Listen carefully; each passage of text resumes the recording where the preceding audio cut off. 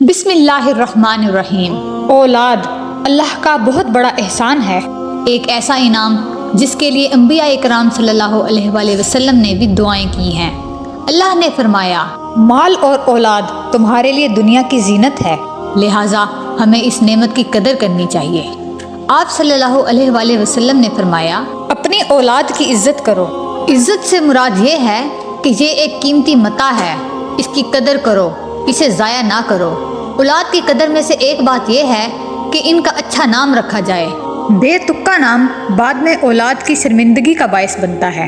اولاد کی قدر یہ بھی ہے کہ ان کی اچھی تربیت کریں۔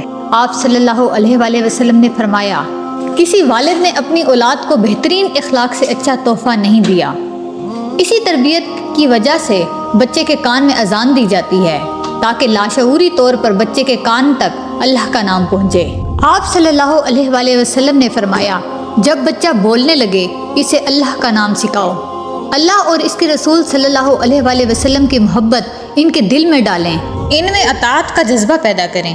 آپ صلی اللہ علیہ وآلہ وسلم کا فرمان مبارک ہے، جب بچہ 7 سال کا ہو جائے اسے نماز کا حکم دو، اور جب 10 سال کا ہو جائے تو اسے سرزش کرو۔ اس میں حکمت یہ ہے کہ جب بچہ اللہ کی نافرمانی کرے گا تو والدین کی اطاعت کیسے کرے گا۔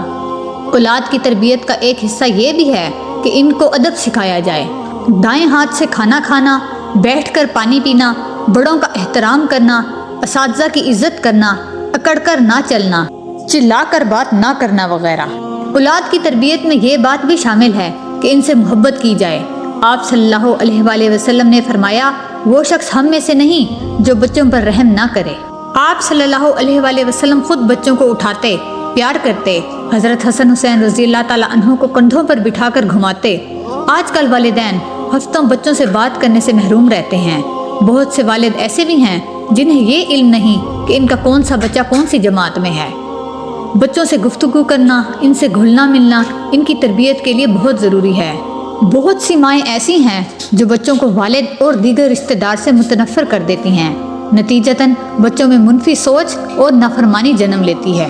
اولاد کی تربیت میں یہ بھی شامل ہے کہ ان کے درمیان عدل و انصاف کیا جائے۔ آپ صلی اللہ علیہ وآلہ وسلم نے فرمایا، اللہ سے ڈرو اور اولاد کے درمیان انصاف کرو۔ الغرض اگر ایک بچے کو نوازا جائے اور دوسرے کو محروم رکھا جائے تو عدل نہ کرنے کی وجہ سے بچے ایک دوسرے سے متنفر ہو جائیں گے، بغض و حسد پیدا ہوگا۔ بیٹیوں کے بارے میں آپ صلی اللہ علیہ وآلہ وسلم کا فرمان ہے، جو شخص بیٹیوں کی وجہ سے آزمایا گیا، یہ بیٹیاں اس کے لیے جہنم سے نجات کا باعث ہوں گی۔ نیز آپ صلی اللہ علیہ وآلہ وسلم نے یہ بھی فرمایا، جس کو اللہ نے 2 بیٹیاں دیں، اس نے اس کی اچھی تربیت کی یہاں تک کہ وہ بالغ ہو گئیں، تو یہ شخص جنت میں میرے ساتھ اس طرح ہوگا۔ آپ صلی اللہ علیہ وآلہ وسلم نے 2 انگلیوں کو ملایا۔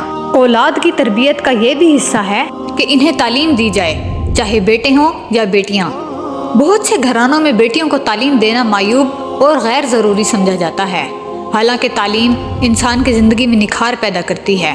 خصوصاً لڑکیوں کو تعلیم دینا بہت ضروری ہے تاکہ وہ اپنی اولاد کی اچھی تربیت کریں اور مستقبل میں تعلیم یافتہ گھرانے وجود میں آ سکیں۔ بدترین حالات میں اسلام کی تعلیمات عام کرنے میں عورتوں نے بہت بڑا کردار ادا کیا۔ حضرت عائشہ رضی اللہ تعالیٰ عنہا سے بے شمار احادیث مروی ہیں، وہ خصوصاً عورتوں کو دین کا علم سکھاتی تھیں۔ موجودہ جدید دور میں بھی بہت سے مواقع ایسے ہیں جہاں علاج و معالجے کے لیے عورتوں کی ضرورت ہوتی ہے، لہٰذا ان کی تعلیم پر خصوصی توجہ دینی چاہیے۔ اسلام سے پہلے لوگ اپنی بچیوں کو زندہ درگور کر دیا کرتے تھے۔ بیٹی کی پیدائش کی خبر سن کر ہی ان کے چہرے غم سے سیاہ ہو جاتے تھے۔ اس معاشرے میں بیٹی کو پالنا، اس کی حفاظت کرنا ایسا مشکل تھا کہ انہیں اس سے زیادہ آسان زندہ درگور کرنا لگتا تھا۔ ذرا سوچئے اس ماں پر کیا گزرتی ہوگی جسے معلوم ہو کہ اس کی بچی کو زندہ درگور کر دیا جائے گا۔ لاکھوں درود و سلام محمد مصطفیٰ صلی اللہ علیہ وآلہ وسلم پر کہ جنہوں نے معاشرے کو ایسا نظام دیا کہ بیٹی کو پالنا رسوائی نہیں بلکہ سعادت سمجھا جانے لگا۔ اپنی اولاد کی حفاظت کے لیے ہمیں چاہیے کہ ہم اپنے معاشرے کو اسلامی بنائیں، اس سے ہمیں اپنی بیٹیوں کی حفاظت اور پرورش کرنے میں آسانی ہوگی۔ جہاں اللہ نے اولاد کو ایک نعمت فرمایا، وہیں اسے ایک آزمائش بھی قرار دیا۔ ہمیں اولاد کی محبت میں اللہ سے غافل نہیں ہونا چاہیے۔ اولاد کے لیے حلال روزی کا انتظام کریں، ایسا نہ ہو کہ اولاد کو راضی کرتے کرتے ہم خود کو جہنم میں ڈال دیں۔ آپ صلی اللہ علیہ وآلہ وسلم نے فرمایا، بد نصیب ہے وہ جو دوسروں کی دنیا بناتے خود جہنم میں جا گرے۔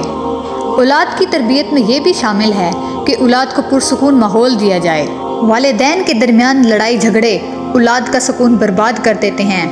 ان کی تعلیم و تربیت پر اس سے بہت بڑا گہرا اثر پڑتا ہے۔ بہت سے بچے گھریلو جھگڑوں سے نیم پاگل یا نفسیات کے مرض میں مبتلا ہو جاتے ہیں۔ ہمیں چاہیے کہ ان تمام باتوں سے بچتے ہوئے گھر کا ماحول خوشگوار رکھیں۔ جس گھر میں گانے، جھوٹ، گالم گلوچ کا ماحول ہوگا وہاں بچے بھی سب یہی کرنے لگیں گے۔ اس کے برعکس جہاں نماز، تلاوت قرآن، روزوں کی پابندی اور دیگر اچھے اخلاق کا ماحول ہوگا وہاں بچے بھی دانستہ طور پر ان سب باتوں پر عمل شروع کر دیں گے۔ آپ صلی اللہ علیہ وآلہ وسلم نے فرمایا، ہر انسان فطرت اسلام پر پیدا ہوتا ہے، اس کے والدین اسے یہودی، نصرانی یا مجوسی بنا دیتے ہیں۔ الغرض ماحول بچوں پر اثر انداز ہوتا ہے۔ اپنی اولاد کی بہتر تربیت کے لیے ان کے دوستوں پر نظر رکھی جائے۔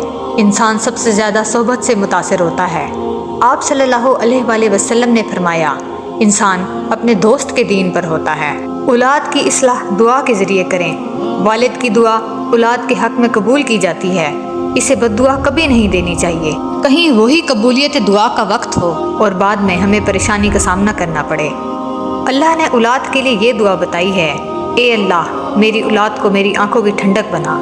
اگر والدین اپنی اولاد کی اچھی تربیت کریں گے اور ان کے لیے دعائے خیر کرتے رہیں گے تو یہی بچے اپنے والدین کے لیے پھلدار درخت ثابت ہوں گے۔ جوانی میں ان کی آنکھوں کی ٹھنڈک، بڑھاپے میں سہارا اور مرنے کے بعد شفاعت کا باعث بنیں گے۔ یاد رکھیں، اگر ہم نے آج اپنی اولاد کے معاملے میں بے پرواہی برتی تو دنیا میں تو رسوائی کا سامنا کرنا پڑے گا ہی، مگر آخرت میں بھی ان کے حصے کا گناہ ہمارے پلڑے میں ڈال دیا جائے گا۔ اللہ ہماری اولادوں کو نیک اور ہمیں آخرت کی فکر کرنے کی توفیق عطا فرمائے۔ آمین ثم آمین۔